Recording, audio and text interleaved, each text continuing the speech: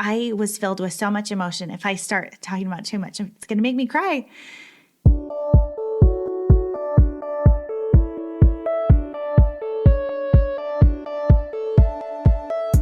So you want to make an impact. You're thinking about starting a business, sharing your voice. How do women do it that handle motherhood, family, and still chase after those dreams? Well, listen each week as we dive into the stories of women who know. This is Call Me CEO.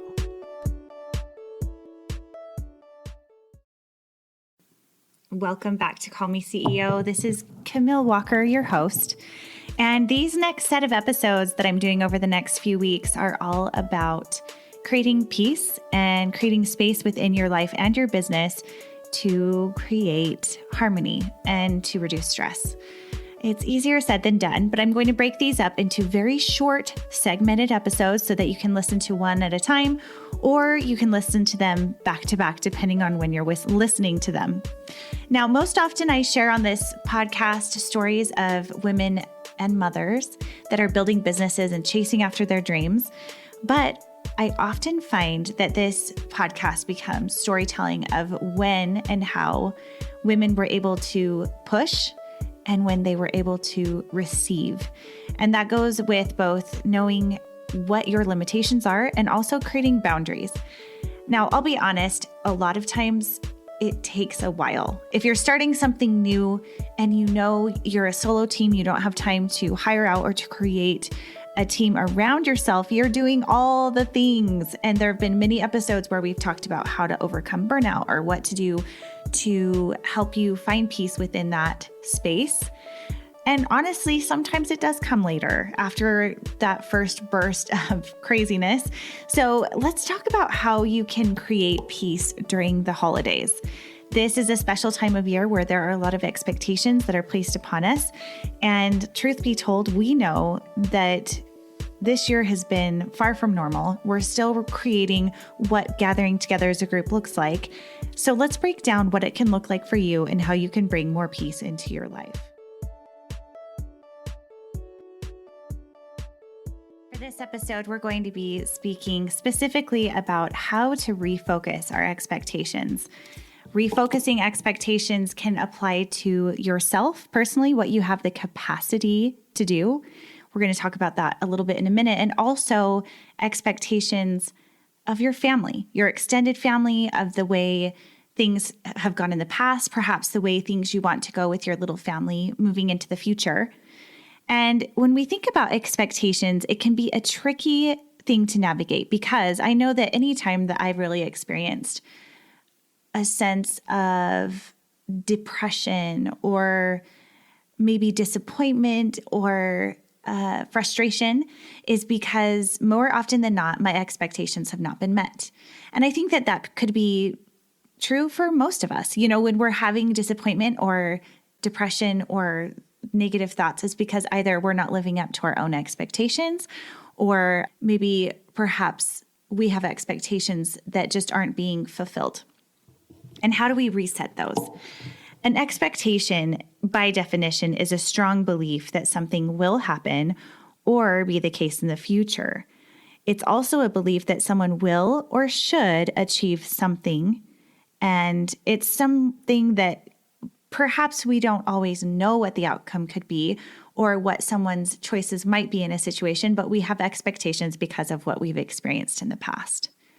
So how can we reframe something that we can't quite define unless it's something that we have decided that when we free ourselves from setting high expectations, that's when we can find the freedom for peace? It's like starting out. I want to share a quick story with you. My sister recently ran a marathon, which is absolutely incredible. My brother also recently just ran the New York City Marathon. And what was really fascinating to me to watch was their expectations and their preparation. Both finished the race, both started, both finished, both had intentions of what their performance might be. They had expectations of what they hoped their race time could be, where my brother is a fantastic runner. He's been running pretty regularly now for about 10 years. He's diabetic. And although having to overcome massive, I guess, roadblocks with having to deal with his sugars going high and low and keeping up his energy. I mean, can you imagine? I'm a horrible runner. So the fact that he's been able to dig in deep and really set out to do these long races is just phenomenal. Now, he is a planner. He's a worrier by nature. He really plans ahead and has anxiety about his performance. And he does really well. And life has served him in a great way for being that way. It's part of who he is. Now, my sister, she is very yellow. If you know the color code, she's very fun. She does things more for the experience more than the accolade or the outcome. It's more about the experience and the why. Not to say that my brother's isn't, but she doesn't tend to plan for things as stringently as my brother does, or she doesn't think in things the same way he does. So when my sister signed up to run this marathon, she knew she wanted to complete it, and she wanted to support the Juvenile Diabetes Association by joining this race and this team. And for her, it was more about the support of the group. And my brother was getting really nervous because my sister did not prepare the way one typically does. She didn't run miles and miles. She followed a program of running 3 minutes and walking 1.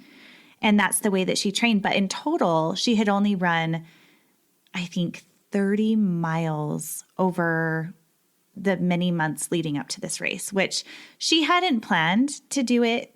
Like, she planned to do it more, but life got in the way. And when my brother talked to her about that choice, and he's like, "Are you really ready? Like, I'm really worried about you." And she said, "There's good hospitals in New York City. It'll be fine." And he was just baffled. I just laughed. It's funny because their target and their aim was the same. The expectations of their performance was different. And they both finished the race. They both crossed that finish line, and they were both really happy with the way things turned out and their performance. Now, I'm not saying you should go out and race a marathon without feeling prepared, because let's be honest, I seriously don't know how she did it. She's like a robot in my mind. But honestly, it's her grit and her determination and her heart. And she said that it was the people that got her through that race. But it was so apparent to me that the expectations of the preparation for both of them were very different.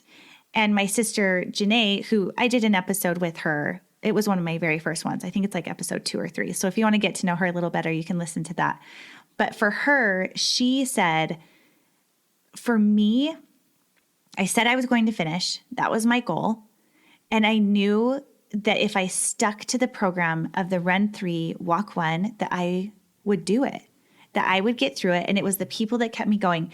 And my brother, he did phenomenally well. And his motivation and motive was to compete against himself.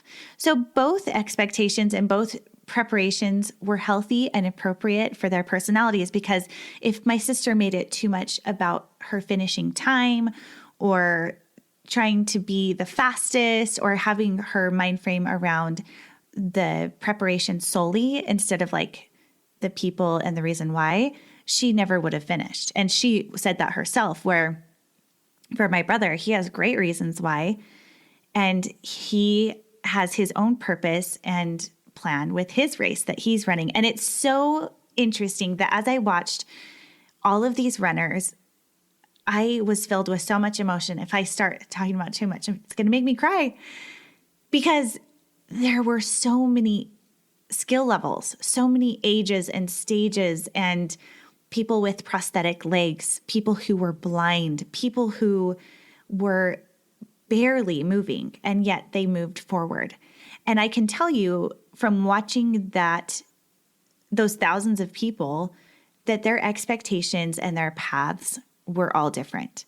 And I think that what we can do for ourselves as we go into this holiday season is to frame our minds with what our expectation needs to be for us individually. What are the most important things for you to have a holiday of peace?